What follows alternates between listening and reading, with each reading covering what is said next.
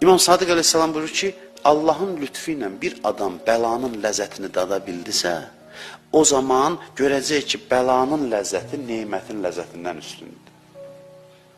Biraz o kanala düşə bilsə, qorxmasa, meydana girsə, bir daha deyirəm, qıraqdan səthi baxan adamlar deyəcək, bu din cəmaata deyir ki, ay cəmaat, bəla ilə ləzzət alın, yəni aciz olun, bəlalar başınıza gəlsin, siz də ləzzət almaqla gün keçirdin. Yox, bu din deyir ki, necə kafir, necə də mömin. Başına gələn çətinliklərlə, ağılla rəftar eləyəcəksən, üstünə gedəcəksən, problemləri həll eləməyə çalışacaqsan, dəqiq, məsuliyyətli olacaqsan, amma eyni zamanda pozitiv olacaqsan.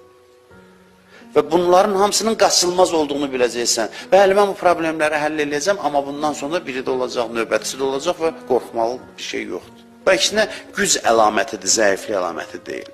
Düz başa düşmək lazımdır.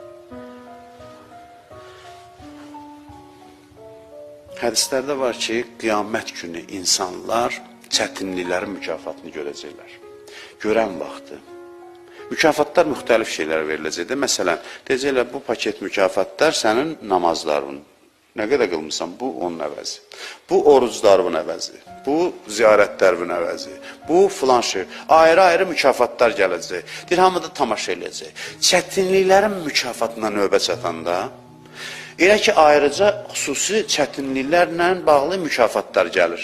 Deyir, o növbə çətinliklərin mükafatına çatanda hamının ürəyində bir arzu olacaq ki, kaş yaşadığım ömür boyu fasiləsiz olaraq mənim ətimi qayçı ilə kəsərdilər, dayanmazdılar. Mən ona dözərdim. Əlbəttə, elə yaşamaq lazım deyil, bəla arzulamayın deyir.